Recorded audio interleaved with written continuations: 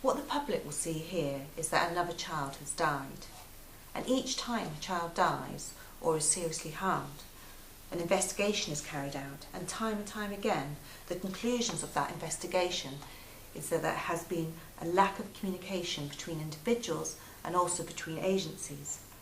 How can you give the public your assurance that this won't happen again and it won't result in another child dying?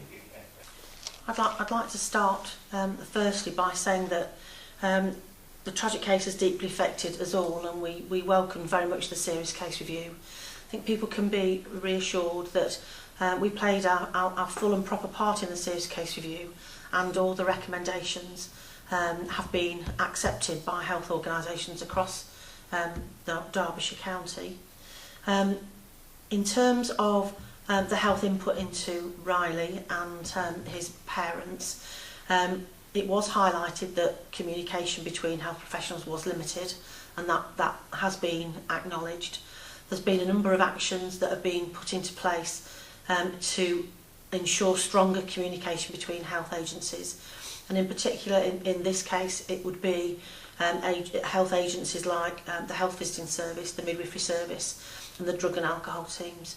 I think that it did shed light on maybe there were missed opportunities to communicate between each other, to bring together a fuller picture of the care of Riley's mother in particular and how that may have impacted on Riley, which may have led to action being taken.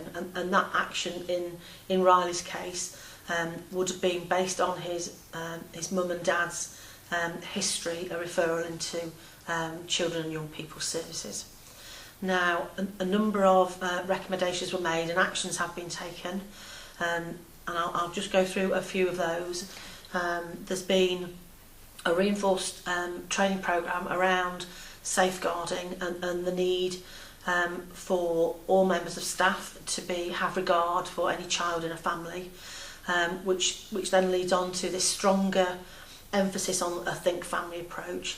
So the premise of that is that if you have someone sat in front of you that may be misusing drugs, you don't just focus on that person in front of you, but you look at the wider social interactions such as partners, children, other relatives, and what impact that behaviour might have. Any person entering into the drug service that has a child, that child will be subject now to an in-depth common assessment framework assessment. It's called a pre-CAF, and that's a national standard assessment mechanism to identify whether a particular child in a situation of potential risk might have additional needs. So that's been implemented. Through the Safeguarding Children's Board, there are mechanisms in place such as audits and assurance mechanisms to make sure that the actions that have come out of the serious case review that have been implemented are actually serving to make things better for kids. And the work of the board is an ongoing piece of work that the board has in play. So I would be assured as a member of the public that we know there were issues in this particular case that may have impacted on other children, that steps have been put in place from the serious case review, that children should be at less or no risk going forward. Yeah. And has anyone lost their job as a result of this review, as a result of Riley's death?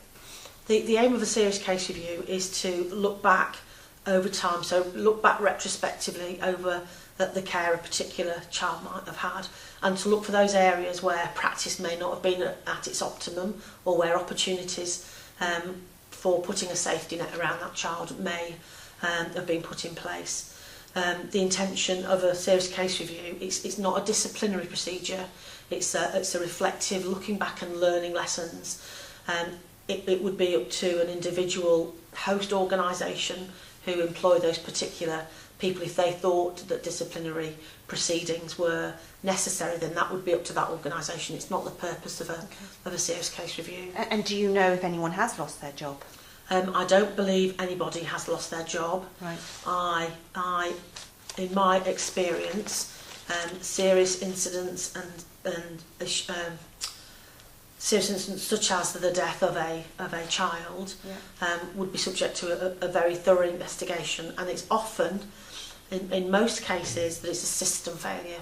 Individual practice neglect is not common. It would be the system around individual practitioners that is usually at the root cause.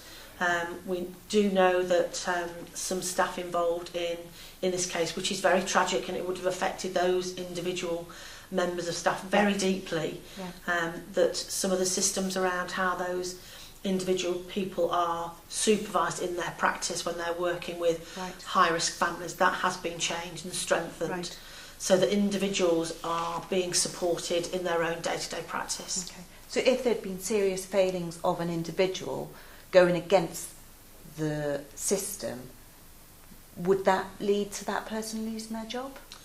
If each individual organisation is responsible for undertaking a review of their organisation's part in the care. So, for example, in the case of Riley, the Drug and Alcohol Service would be responsible for doing their own kind of little serious case review, which feeds into the bigger serious case review. If an organisation, during the course of their investigation, found individual areas of staff poor practice or neglectful practice, not following protocols, they would follow their own internal procedures. Right. Do you think that there was a culture among, especially drug treatment workers, of not referring families to children's social care and even acting in the interest of the parents above the child? I don't believe that the serious case review actually stated that they found a culture of lack of referring and focusing on the care of the mother. The health professionals involved with Riley and his parents found a child that was thriving, that was healthy and happy, and very well bonded in the relationship with his mother. In terms of the serious case review, the investigation was exhaustive, and I think it's fair to say that we in health fully accept the recommendation and the finding that a referral should have been made into Children's Social Services based on the history of Riley's parents. Okay, thank you.